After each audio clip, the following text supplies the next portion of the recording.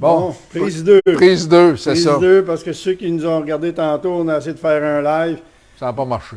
Mais vu qu'on n'est pas un garage électronique moderne, ça ne marche pas notre live de Facebook. Là, connexion, reconnexion. Enfin bref. On a l'impression d'être sur le 6G, puis finalement, on n'était pas sur le G pantoute. On est le point 6G. On n'était pas sur le point G pantoute. Okay? Dans le fond, ce qu'on parlait, on voulait parler d'un morceau qui est totalement inutile selon les kings de l'Internet, qui est une retraiser valve, ou je ne sais même pas c'est quoi en français, une valve de remontée de chaleur. De réchauffage de l'intake en français. Okay. Marches-tu? Intake, pas mal en français, ça. Oui, c'est ça. C'est pas mal en français. C'est d'émission, mais pas grave. Oui, c'est bon. Okay. En fait, cette pièce-là, elle n'a pas toujours cette apparence, mais elle a le même but, c'est-à-dire de réchauffer l'intake ou la tubuleuse d'admission quand le moteur est froid. Quand je dis froid, c'est à 15 degrés, à 18 degrés, à 21 degrés. Le moteur froid, c'est-à-dire qu'il n'a pas tourné. Pourquoi? Parce qu'il se forme de la condensation à l'intérieur de la tubuleuse d'admission quand le moteur n'est pas réchauffé. Ça change quoi dans notre vie qu'on ait de la condensation? Si on a de la condensation, ça part du carbu, l'air est calculé par le carbu, il fait son mélange pour que ça arrive à 15 pour 1, puis ça s'en va dans la tubuleuse d'admission, ça se dirige vers la chambre de combustion pour être air-essence. On ne parlait pas de farine, il y a une raison, ma petite remarque là, vas-y, continue. Ni d'avoine ou quelque chose. Mélange air-essence, ça s'en va dans la chambre de combustion pour être brûlé.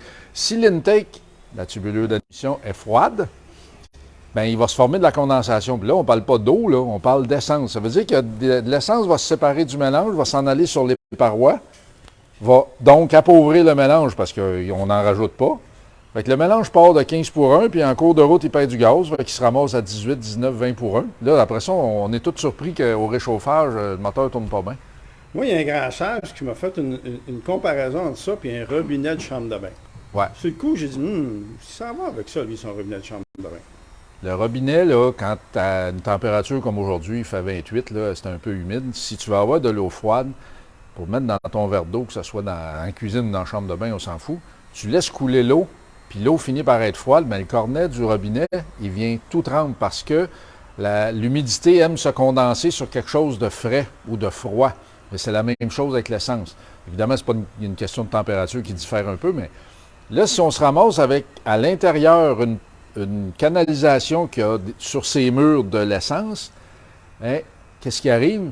C'est qu'on se ramasse à en appauvrir le mélange, puis le moteur cale par la suite. Ça explique pourquoi souvent les gens vont le partir 2-3 fois jusqu'à temps qu'il vienne chaud.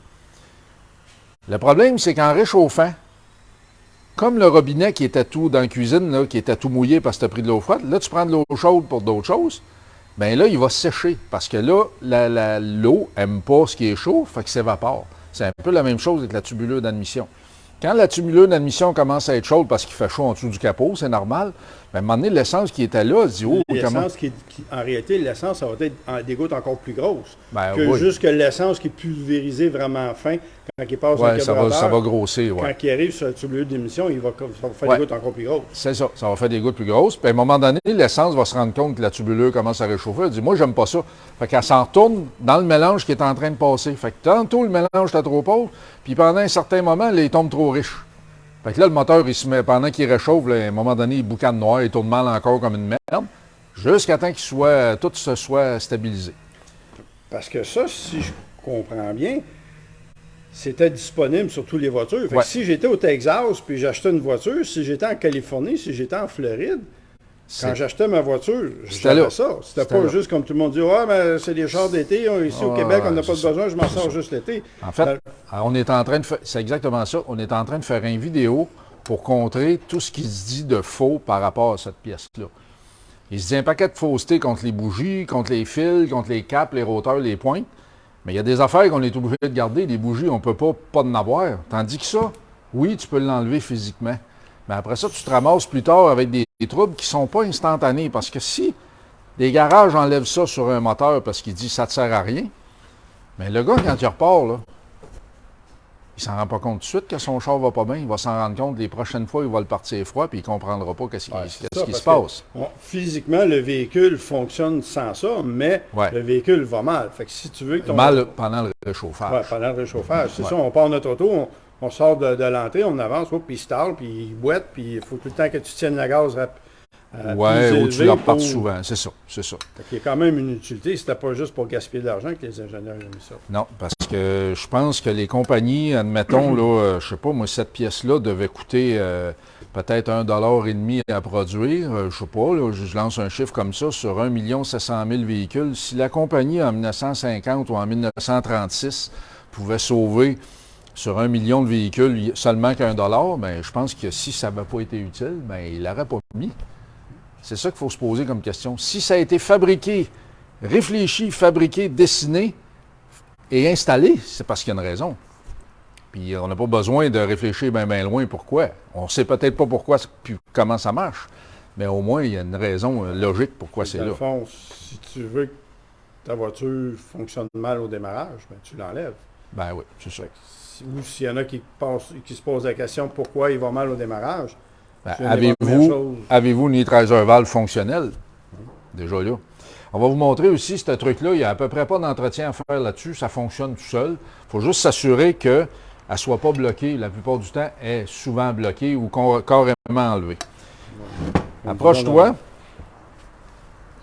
On va montrer qu'il y a un ressort thermostatique ici qui, lorsqu'il est froid, travaille dans un sens, puis lorsque réchauffé, travaillera dans l'autre sens. On va faire une petite démo. Fait que là, il faut juste expliquer, installer sur le moteur. Ouais. Il s'en vient ici, sur notre belle voiture. Fait que l'échappement arrive, c'est ça. Par ici. L'échappement arrive par ici, puis il sort en bas. Puis la tubulure d'admission est ici en haut. Ouais.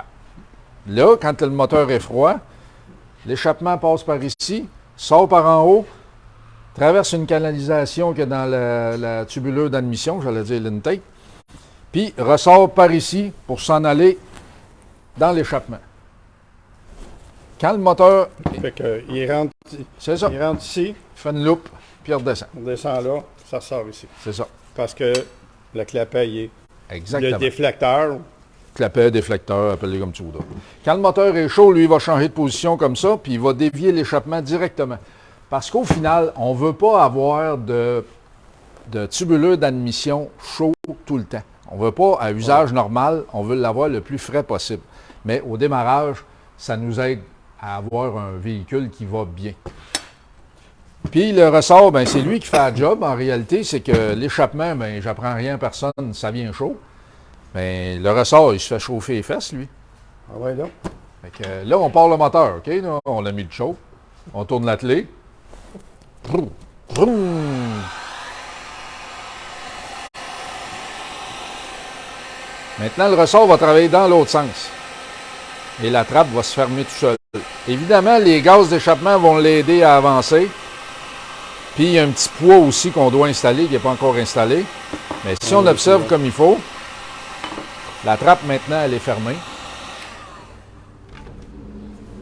Exactement en fonction moteur chaud.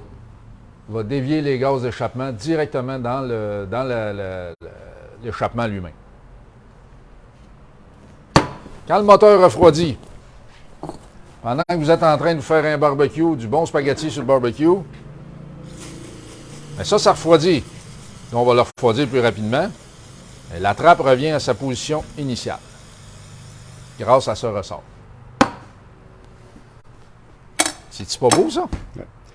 Mais, la question qu'il y en a qui vont se poser, et voici ma colle. Moi, mon Toyota Venza 2016, j'ai pas de retraiser valve, mais j'ai une injection électronique. Ouais. Dois-je comprendre que l'injection est tellement intelligente versus un carburateur que lui, au démarrage, s'il remarque que le mélange air-essence qui s'en va dans mes chambres de combustion varie parce que ma tubulure est froide, lui, les injecteurs peuvent juste se réajuster, injecter plus ou moins d'essence pour garder le mélange. Non? Mauvaise réponse. Mauvaise réponse, OK. Les injecteurs de voitures d'aujourd'hui sont directement aux soupapes d'admission ou directement dans la chambre à combustion, c'est-à-dire qu'il élimine la tubulure d'admission. La tubulure ne transporte plus d'essence, ça fait juste transporter de l'air. Fait qu'avec les nouveaux véhicules que l'injection ou chacun des injecteurs dans la culasse près des valves, bien, fait qu'on élimine ce problème-là, puis on n'a plus besoin de la fameuse et détestée Heat-Riser Valve. Fait que voilà. Hey, j'ai oublié de demander, on avait-tu nos 800 000 auditeurs? Dépassé. Hein? On l'a dépassé? OK. On en avait-tu au moins 8? Oui. Ah, OK. Bon, ben, y a-tu des questions? Bon, ben, ça marche. Salutations tout le monde. Bon, on fera une autre petite vidéo avec d'autres choses intéressantes plus tard.